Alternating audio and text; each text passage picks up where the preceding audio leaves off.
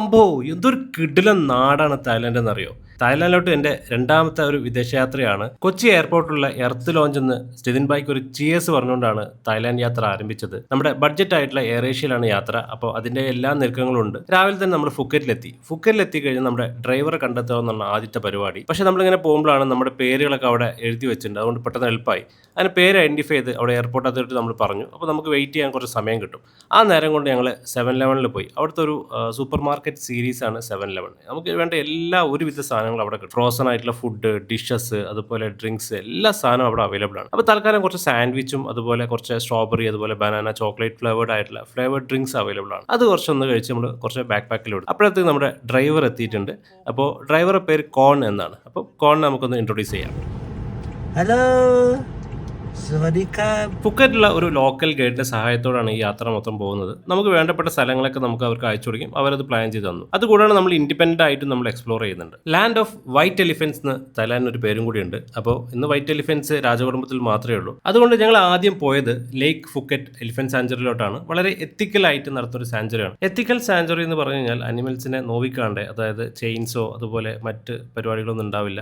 Even ride പോലില്ല. ഇവിടുത്തെ elephant tour തുടങ്ങുന്നതിന് മുമ്പായിട്ട് നമ്മൾ 7-Eleven വാങ്ങിച്ച ഫ്ലേവേർഡ് ഡ്രിങ്ക്സും അതുപോലെ സാൻഡ്വിച്ചൊക്കെ ഒന്ന് കഴിച്ച് സെറ്റായി. അതിനുശേഷം ചെറിയൊരു ബ്രീഫിംഗ് ഉണ്ടായിരുന്നു. അപ്പോൾ അവിടെയുള്ള എലിഫൻസിനെ കുറിച്ചും അവിടുത്തെ പ്രാക്ടീസസിനെ കുറിച്ചും അവർ ബ്രീഫ് ചെയ്ത് പറഞ്ഞു. അപ്പോൾ ഞങ്ങളുടെ കൂട്ടത്തിൽ തന്നെ ഇറ്റലി എന്ന് പറഞ്ഞ ഒരു ഗ്യാങ് കൂടി ഉണ്ടായിരുന്നു. അപ്പം ഫസ്റ്റ് ഫീഡിംഗ് പ്രോഗ്രാമാണ്. അപ്പോൾ നമുക്ക് ഫീഡ് ചെയ്യാനുള്ള കരിമ്പൊക്കെ കൊണ്ടുവന്നു. നമ്മൾ തന്നെ കട്ട് ചെയ്ത് അത് ചെറിയൊരു ബാഗിലാക്കിയിട്ട് വേണം കൊണ്ടു കൊടുക്കാനായിട്ട്. നല്ലൊരു രസമായിട്ടുള്ള ആക്ടിവിറ്റി ആണ്. കരിമ്പ് അത്ര പെട്ടെന്നൊന്നും മുറിഞ്ഞു പോകണ്ടായിരുന്നില്ല.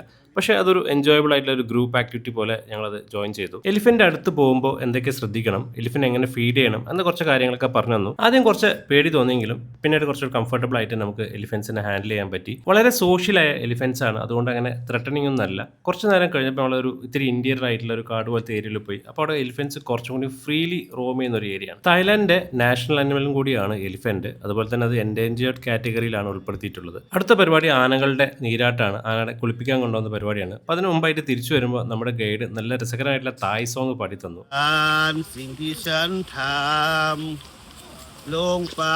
ഞങ്ങൾ തിരിച്ചെത്തിയപ്പോഴേക്കും ആനകളൊക്കെ കുളിക്കാൻ ഇറങ്ങിയിട്ടുണ്ട്. തൊട്ടടുത്ത് ചെറിയൊരു തടാകമുണ്ട്. അവിടെയാണ് ആനകളെ കുളിപ്പിക്കുന്നത്. നന്നായിട്ട് തേച്ചൊരച്ചാണ് കുളിപ്പിക്കുന്നത്. ഈ എലിഫന്റ് വാക്ക് ആൻഡ് ഫീഡ് പ്രോഗ്രാമിന് ഏകദേശം 1200 തൊട്ടിട്ട് 1800ഓളം ബാത്താണ് ചാർജ് ചെയ്യുന്നത്. എനിക്കത് ഭയങ്കര വെർത്തായിട്ട് തോന്നി. കാരണം എലിഫൻസിനെ ഇത്രയും ക്ലോസ് ആയിട്ട് നമുക്ക് ഇന്ററാക്ട് ചെയ്യാനും എക്സ്പീരിയൻസ് ചെയ്യാനും പറ്റി. അധികം ക്രൗഡഡും കൂടി അല്ല. അതുകൊണ്ട് എനിക്ക് ഭയങ്കര എൻജോയ് ചെയ്യാൻ പറ്റി. ഇത് കഴിഞ്ഞിട്ട് നമ്മളെ കൂടെ വന്ന ഇറ്റാലിയൻസിന് തായ് കുക്കിംഗ് ക്ലാസ്സും കൂടി ഉണ്ട്. അപ്പോൾ നമ്മൾ അത് നൈസായിട്ട് അതിനകത്ത് കുമ്മനടിച്ച് കയറി. ഒരു സ്പൈസി ആൻഡ് ഫിഷ് ഫ്ലേവറാണ്. അതുകൊണ്ട് എനിക്ക് കാര്യമായിട്ടൊന്നും ഇഷ്ടമായില്ല കേട്ടോ. Long bean, tomato, lamb, and this is papaya.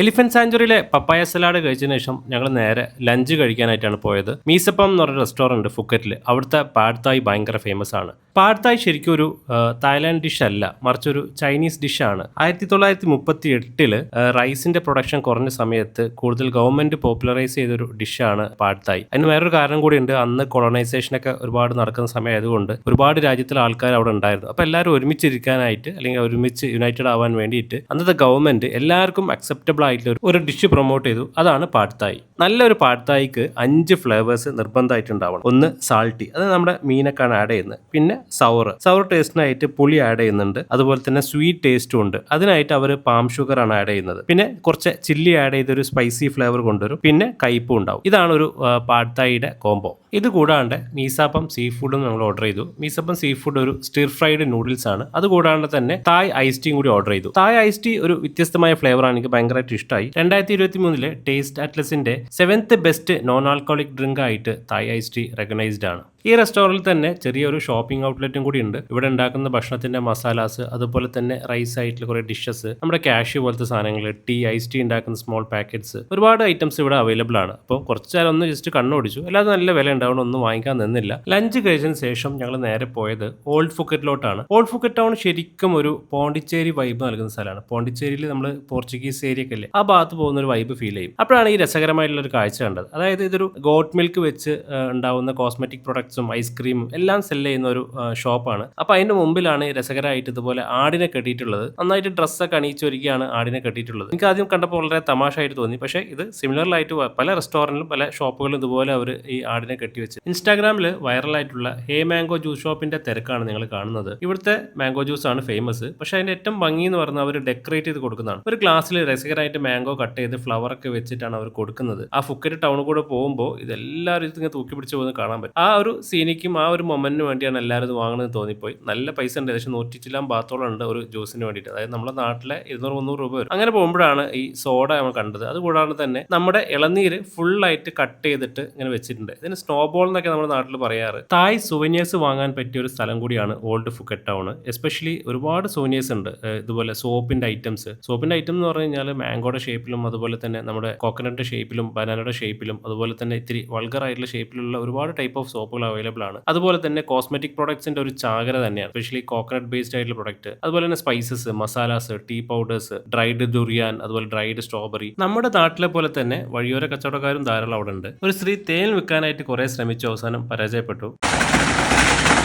ഫുക്കറ്റിലെ old ടൗണിൽ നിന്ന് ഞങ്ങൾ നേരെ പോയത് വാട്ട്ചലോങ് എന്ന് പറഞ്ഞ ഒരു ബുദ്ധിസ്റ്റ് ക്ഷേത്രത്തിലോട്ടാണ്. ഫുക്കറ്റ് തന്നെ ഏറ്റവും വലിയൊരു ബുദ്ധക്ഷേത്രം കൂടിയാണ് വാട്ട്ചലോങ്. ബുദ്ധ ഭഗവാന്റെ അസ്ഥി സൂക്ഷിച്ചിട്ടുള്ള ക്ഷേത്രം കൂടിയാണ് വാട്ട്ചലോങ്. 1999 ശ്രീലങ്കയിൽ നിന്ന് അസ്ഥി കൊണ്ടുവന്ന് ഇവിടെ സൂക്ഷിച്ചിട്ടുണ്ടെന്ന് പറയുന്നു. അതുപോലെ തന്നെ ഒരുപാട് മാന്ത്രിക ശക്തിയുള്ള ക്ഷേത്രം കൂടിയാണ് ഇത്.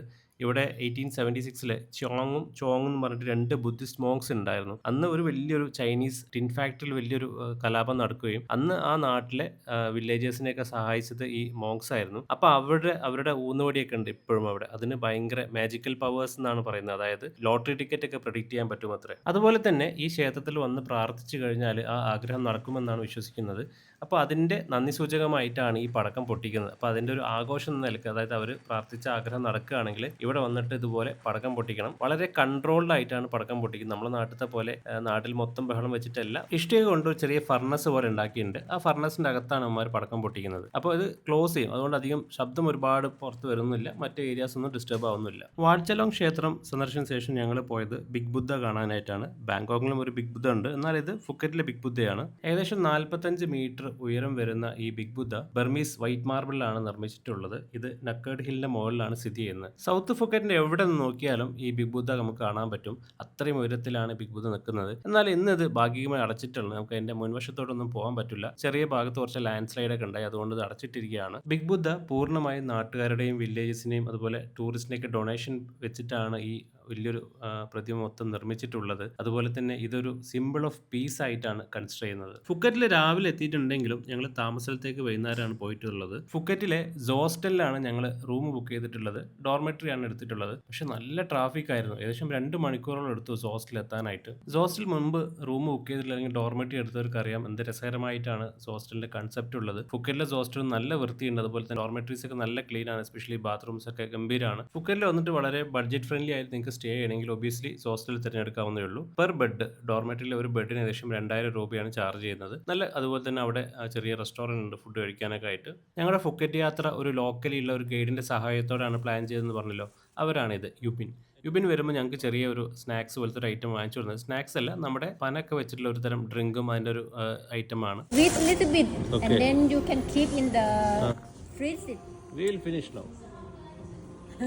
ഹോസ്റ്റലിൽ ഒന്ന് നടക്കാനായിട്ട് പുറത്തിറങ്ങിയപ്പോഴാണ് ഈ സ്റ്റോർ കണ്ടത്. ഇതൊരു കന്നാബീസ് സ്റ്റോറാണ്. കന്നാബീസ് എന്ന് പറഞ്ഞാൽ കഞ്ചാവ്. അപ്പോൾ കഞ്ചാവിൻ്റെ ഒരു സ്റ്റോറാണ്. ആദ്യം ഭയങ്കര കൗതുകം തോന്നിയെങ്കിലും ഇവിടെ മെഡിക്കൽ ഷോപ്പ് പോലെ ധാരാളം ഇതുപോലെ കന്നാബീസ് സ്റ്റോറുകൾ അവൈലബിൾ ആണ്. ഇവിടെ ഇതുപോലെ കന്നാബീസിൻ്റെ ഡ്രിങ്ക്സും ഗമ്മീസും ചോക്ലേറ്റ്സും അതുപോലെ ജോയിൻറ്റും റോ ആയിട്ടൊക്കെ നമുക്ക് വാങ്ങിക്കാവുന്നുള്ളൂ. പലരും ഫാമിലിയായി വന്ന് വാങ്ങിച്ചു പോകുന്നത് കണ്ടു. പക്ഷേ റേറ്റ് നോക്കിയും നല്ല കോസ്റ്റ്ലി ആണ് കേട്ടോ.